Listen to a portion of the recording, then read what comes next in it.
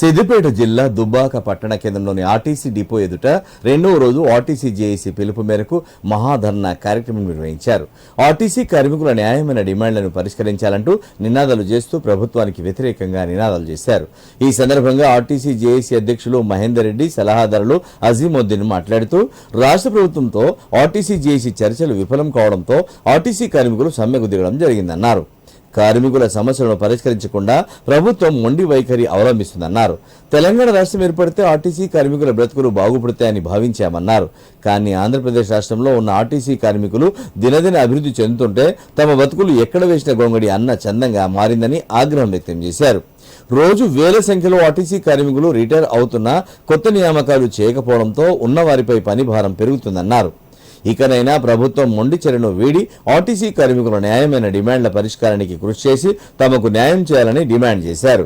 లేని పక్షంలో ఈ సమ్మెను ఆర్టీసీ జేఏసీ ఆధ్వర్యంలో రోజు రోజుకు ఉధృతం చేస్తామని హెచ్చరించారు. ఈ కార్యక్రమంలో ఆర్టీసీ జేఏసీ ఉపాధ్యక్షులు లాలు, సలహాదారులు రమేష్, ఆర్టీసీ జేఏసీ నాయకులు పాల్గొన్నారు. మా తెలంగాణ ఆర్టీసీ జేఏసీ పిలుపు మేరకు ఈరోజు దుబ్బాక డిపో దగ్గర మేము మహాధర్నా నిర్వహించాము. ఈ ధర్నా ఎందుకంటే ఈ కాంగ్రెస్ ప్రభుత్వం వాళ్ళ మేనిఫెస్టోలో మాకు హామీ ఇచ్చారు, మాకు పే స్కేల్ చేస్తున్నారు, ప్రభుత్వం విలీనం చేస్తున్నారు మరియు మాకు అన్ని విధాల సహకారం చేస్తున్నారు. కానీ ఇంతవరకు మాకు ఏం హామీ ఇవ్వకుండా మొండి చేసి ఇచ్చింది ఈ ప్రభుత్వము.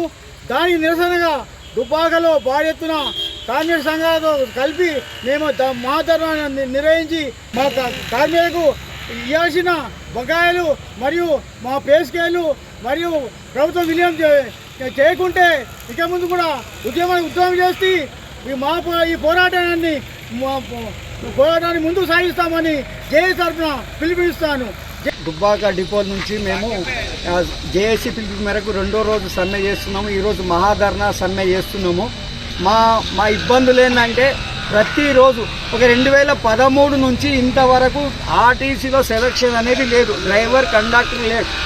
దగ్గర 15,000 20,000 మంది రిటైర్మెంట్ అయినా ఉన్న పనిభారం ఉన్న వర్కర్ల మీద వేస్తూ రోజు 14-18 గంటల డ్యూటీలు చేయిస్తున్నారు. దయచేసి మేము అడిగేది ఏంటంటే గవర్నమెంట్కు మాకు రిటైర్మెంట్ అయిన మా వాళ్ళ ప్లస్లో మా కొత్త కార్మికులను తీసుకోవాలి, మా మీద ఉన్న పనిభారం తగ్గించాలి.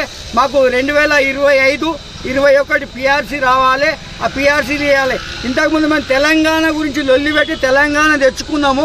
ఇవాళ ఆంధ్ర వాళ్ళు మంచిగా అయిపోయారు, మాకంటే డబుల్ జీతాలలో ఉన్నారు. మేము అదే జీతాలలో మేము నలిగిపోతున్నాము. దయచేసి వాళ్ళకు అయినట్టు మాకు కూడా గవర్నమెంట్లో కలిసి విలీనం చేసి వాళ్ళలాగా మాకు కూడా రావాలి. వాళ్ళే నష్టపోతారంటే మేము నష్టపోయినాం, తెలంగాణ తీసుకొని మేము తెరలైపోయినాం. కాబట్టి ఇప్పటికైనా పాలకులు మీరు ఇచ్చిన హామీని నిలబెట్టుకొని మా ఆర్టీసీని విలీనం చేసి మాకు 2 పిఆర్సీలు రావాలి, పిఆర్సీలు ఇచ్చి మాకు పెంచిన పని భారాన్ని తగ్గించాలని కోరుకుంటూ నేను మీ అందరికీ సెలవు.